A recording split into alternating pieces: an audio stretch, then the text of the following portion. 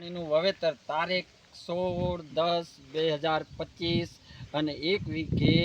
3 kilo મેં ધાણી વાવેલી છે અને એને પાણ થયા છે 4 અને એમાં દવા છાંટવાની 2 વખત સિમરા અને ચીલી થ્રિપ્સ માટેની સારી ક્વોલિટી છે અને મેં એની દવા પણ છાંટી છે 4 પાણ થઈ ગયા છે અને હવે અમે એને ખાતર નાખવામાં ત્રીજા પાણે ખાતર નાખેલું એમાં યુરિયા ઝીંક ફટીસ અને સલ્ફર પાવડર સુકારા માટે ફૂગનાશકનો નાખવામાં આવેલ છે। આ ધાણી અમારી આજ રોજ 50 દિવસની પૂરી થઈ ગઈ છે અને હવે અમે